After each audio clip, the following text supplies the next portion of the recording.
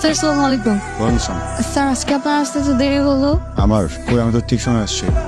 আজকে আপনার দেরি হয়েছে। আমার 5টা আসার কথা, 4:58 বাজে। আপনি শুধু আপনার রাস্তায় দেখলেন, কিছু মানুষের অপেক্ষা দেখলেন না। বুঝলাম না।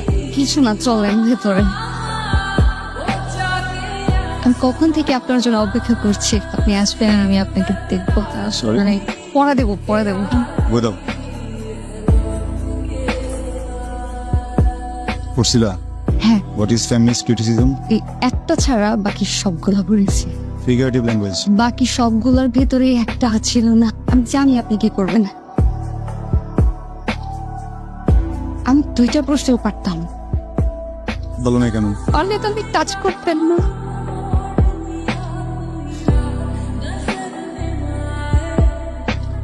স্যার আজকে কত নম্বর পৃষ্ঠা থেকে পড়া ছিল জানেন? মানে আমি তো তোমাকে কখনো পৃষ্ঠা ধরে পড়া নি না, আমি তো চ্যাপ্টার আজকে পৃষ্ঠা থেকে পড়া ছিল। চ্যাপ্টার আজকে পৃষ্ঠা থেকে ধরেন না। চ্যাপ্টার পৃষ্ঠা থেকে ধরেন না। আজকে 200 নম্বর পেজ। এই সাবজেক্টই পড়াবো।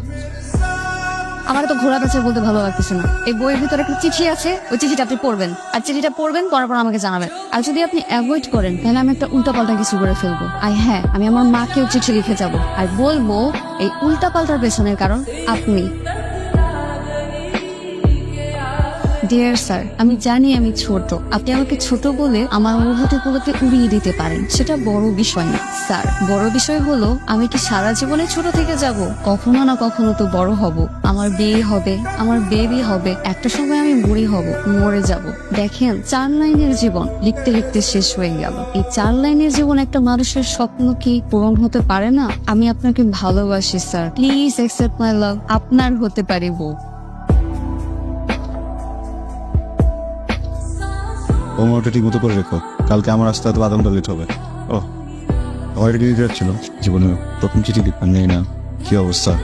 কেউ দেখো আসি।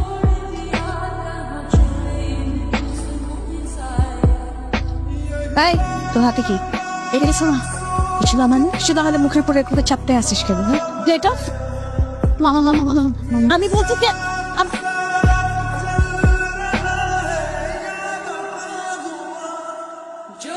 ভাই, আমার এই একটা মাত্র মেয়ে, ওরে প্রাইভেট পড়ানোর জন্য বাসায় মাস্টার রাখলাম। আমি তো বাড়ি থাকি না, আমার মেয়ে থাকে আর আমার বউ থাকে। এই সুযোগে মাস্টার আমার মেয়েরে প্রপোজ করে, এটা তো ভাই ক্ষমা করা যাবে না ভাই। মন্ড চয়তরে বসে ভাই, আপনারা সম্মানিত মানুষ, আমার তো মান সম্মান সব গেল, এর একটা সমাধান দিয়ে যান আপনারা। কিন্তু চিঠিটায় যা ছেলেটা লেখছে ভালো কিছু লেখে নাই, তবে একটা কথা চিঠিতে লেখে, আপনার মেয়েও কিন্তু ওকে একটা চিঠি দিচ্ছে, সেই জন্য আপনার মেয়েও কিন্তু দোষী। এখন আপনি চিন্তা করে দেখেন কি করবেন।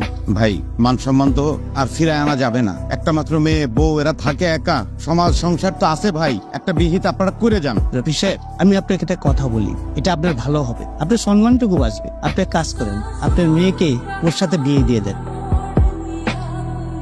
স্যার, আপনি কি আমার উপরে এখন রেগে আছেন?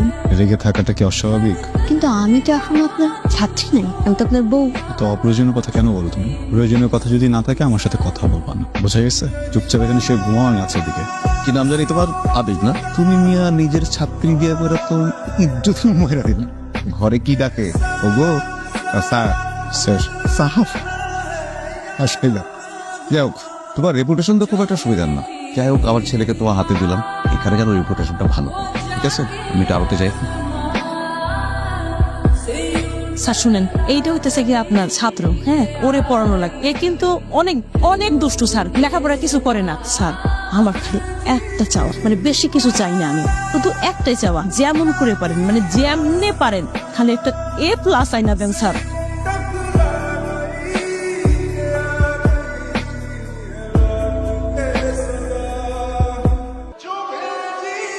স্যার, আপনি তো কট খেয়ে গেছেন। আমি কট খেয়ে গেছি? আপনি বলেছিলেন না আপনার বাসার বাড়িওয়ালার ছেলে মিউজিক শেখে?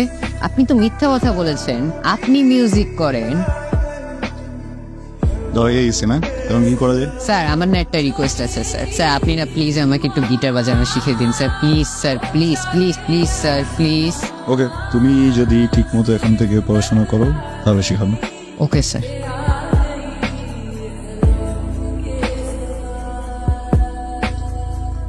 এই কি হয়েছে? কখন থেকে ডাকতেছি, খাবার তো ঠান্ডা হয়ে যাচ্ছে। আপসেট? কোনো জিনিসটা টেনশনে আছেন? না আপসেট না, আমি একটু এক্সাইটেড বুঝছো। তপুর রেজাল্ট দিচ্ছে, শোনো না চলো কোথায়? তপুর জন্য একটা গিটার নিবো বুঝছো। ওকে তো কথা দিচ্ছিলাম, ওখানে যাই চলো, দিয়ে ওকে দিয়ে চলে আসি। তপুর রেজাল্ট দিল তো তো ওর জন্য একটা গিফট আনলাম, ভাবলাম ওয়াইফকেও নিয়ে আসি। তোপুর রেজাল্ট শুনে গিফট নিয়ে আসছেন গিটার না? তোপুর রেজাল্ট কি? সরি, মানে তোপুর রেজাল্টটা কি? এ মাইনাস। হ্যাঁ আমি শুনি নাই। এ মাইনাস। এ মাইনাস রেজাল্টের জন্য আপনি একটা গিটার গিফট নিয়ে আসছেন আমার বাসায়? তামসা করতে আসছেন আপনি?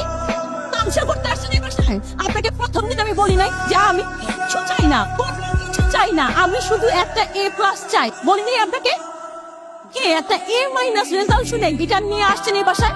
আপনার আমি প্রতি মাস গুনে গুনে 30,000 টাকা দিচ্ছি। টাকাটা তো হালাল ভাবে কামাই করতে হয় তাই না? হালাল ভাবে কামাই করছেন। আসলে ভুলটা না আমার ছিল। আমার বোঝা উচিত যে টিচার গিয়ে প্রেম করে বিয়ে করেছে পড়াবে, প্রেম ছাড়া তার কিছু জানে না। প্রেম ছাড়া কিছু জানে? এত বিয়ে করছে একটা সুন্দর মেয়ে, পড়াইতে পারলে ঠিকই আমার ছেলে ক্লাস পায়। আপনি কিন্তু এবার একটু বেশি বলছেন। আমি বেশি বলছি না, আমি যা বলতেছি ঠিকই বলতেছি। যদি ভালো টিচার হইতো তাইলে পড়াইতো আমার ছেলে। সরি, আমি আপনার ব্যাপারটা বুঝতে পারতেছি। ওয়াইফকে নিয়ে তেমন একটা বের হওয়া হয় না। আজকে আসছি তো, আরেকদিন আসি। আপনার যা যা ইচ্ছা আপনি বলেন, ওর সামনে প্লিজ। তপু, এই, এই, তপু। আমার ছেলে কি অবস্থা? তবু কই? বলো। লাভ নেই। কেন? দেখেন আপনার এই ছেলেটা ওয়েস্ট, গার্বেজ, অযোগ্য। পাগল নাকি? মাথা ঠিক আছে? আমার ছেলের এই অবস্থা আগত আমি কেটে 2 দিন করতাম। আমার ছেলে ওয়েস্ট, আমার ছেলে করবেন কি কথা? আপনার মুখে ভালো লাগে? আপনাদের কথাটাই তো বলতেছি। আপনাদের মুখ থেকে বের হওয়া কথাটা যখন আপনাদের কানে যে পৌঁছায় এত কষ্ট লাগে কেন? হ্যাঁ, এটা তো আমার কথা না, এটা আপনাদের কথা। শুধু আপনাদের না, আপনাদের মতো আরো কয়েক হাজার প্যারেন্টসদের কথা, এই সোসাইটির কথা। একটা বাচ্চা, ওর ব্রেন কিভাবে ওয়ার্ক করে, চাওয়া পাওয়া কি, ওর ইন্টারেস্ট কোন বিষয়ে, কোনো কিছু বিচার না করে ওর রেজাল্টে এ প্লাস কেন পেল না, এই জন্য পুরো সোসাইটি মিলে একসাথে একটা বাচ্চাকে ধিক্কার জানায়। আপনাদের কথা এখন কেন গায়ে লাগছে? কেন গায়ে লাগছে বলেন না? কথা কেন বলছেন না বলেন? আপনার বাচ্চাকে আমি যখন পড়াতে এসেছিলাম তখন 7 বিষয়ে ফেল করা স্টুডেন্ট ছিল। বোর্ড এক্সামের পরে এই একই স্টুডেন্ট একটা বিষয় ফেল করে উত্তীর্ণ হয়েছে নিজে নিজে পরীক্ষা দিয়ে। আপনারা হুমড়ি খেয়ে পড়লেন কেন এ প্লাস পেল না? কেউ কি একটাবার জিজ্ঞেস করে 7 বিষয় ফেল করা স্টুডেন্টটা কিভাবে এ মাইনাস পেলো, কিভাবে পাস করলো, প্রত্যেকটা সাবজেক্টে কিভাবে পাস করলো? আপন সন্তানের প্রাপ্তিটা আপনার চোখে পড়লো কেন? এ প্লাসের রেসে ও দৌড়ে ওখানে পার পেলো না, এটা আপনাদের চোখে ঠিকই পড়লো। এমন সন্তানে তো মরেই যাওয়া উচিত। এ প্লাসে কি আছে আমাকে বল? হ্যাঁ, এ প্লাসে কি আছে? 2023-এর একটা জরিপে জানা গেছে 513টা স্টুডেন্ট, 513 জন স্টুডেন্ট সুইসাইড করছে জাস্ট এইসব প্রেশারের কারণে। আমি না বুঝিনি, মানে আমি এইভাবে কখনো ভাবিনি। আমি তো আপনাদের মতো শিক্ষিত না। আমি ভেবেছি বড় স্কুলে দিলে টাকা খরচ করলে ছেলে মানুষ হবে। ধন্যবাদ, থ্যাংক ইউ।